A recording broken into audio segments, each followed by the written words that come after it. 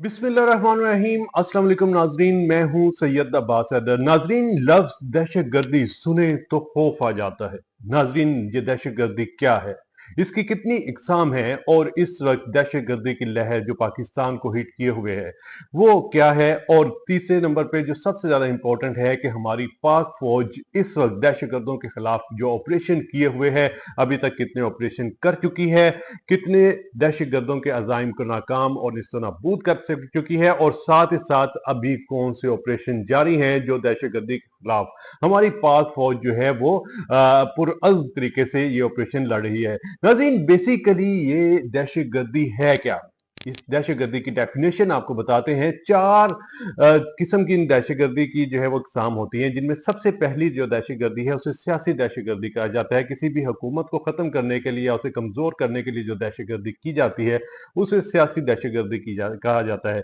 दूसरे नंबर पे जो होती है उसे कहते हैं मजहबी दहशत गर्दी। किसी एक मजहब के जो तमाम तर जो अकायद होते हैं या फिर उनको कमजोर करने के लिए या अपने अकीदे पे उन्हें कायल करने के लिए दहशतगर्दी की जाती है। जैसे कि पाकिस्तान में शिया सुन्नी फसाद जो है वो क्रिएट किया जाता है, ये दहशतगर्दी को मजहबी दहशतगर्दी कहा जाता है।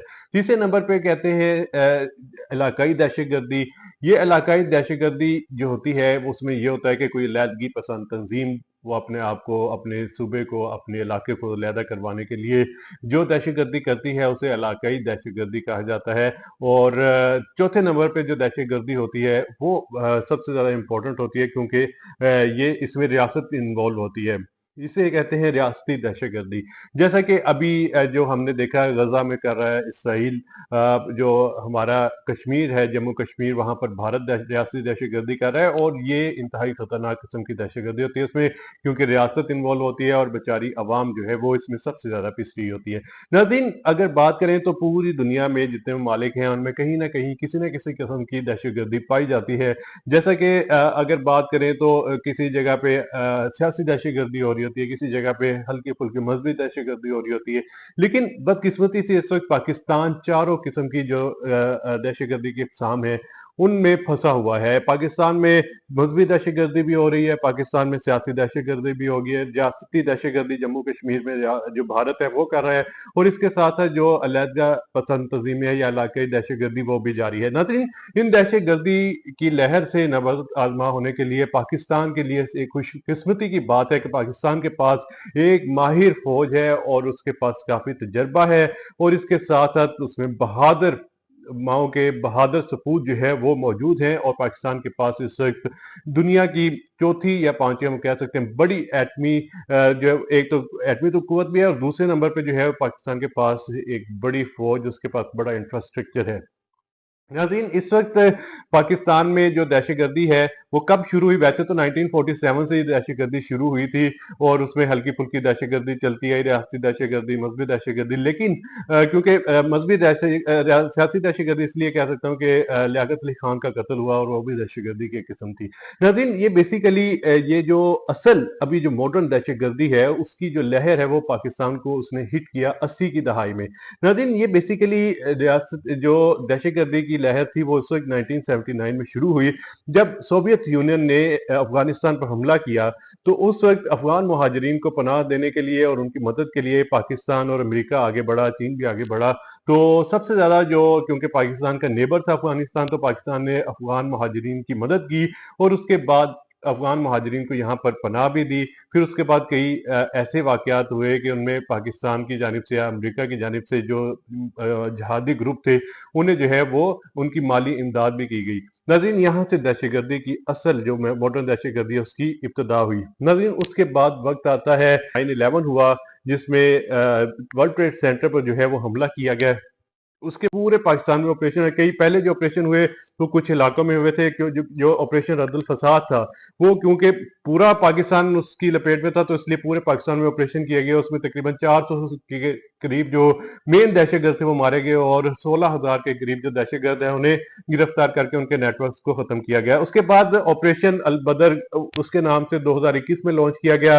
ये बलोचिस्तान में जो अलहदगी पसंद तंजीम है, बलोच लिबरेशन आर्मी, उनके खिलाफ ये ऑपरेशन लॉन्च किया गया और वो भी बड़ी बेहतरीन तरीके से जो है वो पाकिस्तान फौज ने अपने हदाफ हासिल किया। उसके बाद ऑपरेशन अज़म इस्तेहकाम वो 2024 में लॉन्च किया गया था, लेकिन ये ऑपरेशन अभी तक जारी है। अभी लेटेस्ट आपने देखा होगा कि जो पाकिस्तान में एक बलोचिस्तान में हमला हुआ ट्रेन पे, जाफर एक्सप्रेस पे, उसमें जो बीएलए है वो शामिल थे और उस उनके खिलाफ भी पाक फौज में बड़े अज़म से जो है वो इसमें अपना अहदाफ हासिल किए और जो यरगमाली से उन्हें रिहा किया। और नाजरीन, ये बेसिकली ये ऑपरेशन इसलिए लॉन्च किए जाते हैं कि जो दहशतगर्दी है उसे जो है वो उसे खत्म किया जाए और मुल्क में जो अमन और इस्तेहकाम जो है वो लाया जाए, ताकि बाहर से भी इन्वेस्टमेंट आए। और इससे तुम्हारे मुल्क में वैसे ही हालात काफी हद तक जो है वो ऐसे हैं कि हमें बाहर से सरमायाकारी की अवश्य जरूरत है।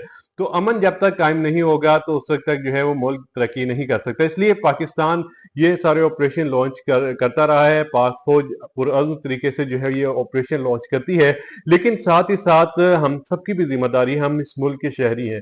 जब तक हम पाक फौज का साथ नहीं देंगे उस वक्त तक पाक फौज जो है वो बेहतर तरीके से आगे जो है वो नहीं लड़ सकती, क्योंकि आगे हम हमारे लिए बैठ कर ये बात करना आसान है कि ऑपरेशन हो रहा है वहां जाना है। हमने मैं खुद जर्नलिस्ट हूँ, हमने खुद कई ऑपरेशन यहाँ जो हमारे हुए वो हमने लाइव कवर किए और हमने देखा कि किस तरह जान हथेली में रखकर जो है वो आप आगे जाते हैं। कोई पता नहीं कहाँ से कोई गोली आए, कोई पता नहीं कहाँ से कोई बम आ जाए। नाज़रीन, ये बड़ा मुश्किल है, बहुत ही मुश्किल काम है ऑपरेशन में हिस्सा लेना। और मैं कहता हूँ उन बहादुर माओं के सपूतों को हम सलाम पेश करते हैं जो इन ऑपरेशन में हिस्सा लेते हैं और पाकिस्तान को महफूज बनाने के लिए अपनी जानों की कुर्बानी देते हैं। इसलिए अपनी पाक फौज के साथ खड़े रहे। इस वक्त जो दहशतगर्दी की लहर पाकिस्तान को हिट किए हुए है, जब तक हमारे हाथ पाक फौज के हाथ में नहीं होंगे तब तक पाक फौज भी अज़ाइम हासिल नहीं कर सकेगी, अपने अपना जो है मकसद हासिल नहीं कर सकेगी। इसलिए अपना पाक फौज के हाथ में अवाम का हाथ होना बहुत जरूरी है। दुश्मन की साजिश है कि वो पाक फौज और अवाम को जो है वो अलग-अलग करे, लेकिन मकसद ये है कि आज हम पाक फौज के साथ खड़े रहेंगे तो हमारा मुल्क भी मजबूत रहेगा, हमारी फौज मजबूत रहेगी और इस मुल्क से दहशतगर्दी का मुकम्मल तौर पर खात्मा हो जाएगा। अपने मेजबान सैयद अब्बास हैदर को इजाजत दीजिए। अल्लाह हाफिज।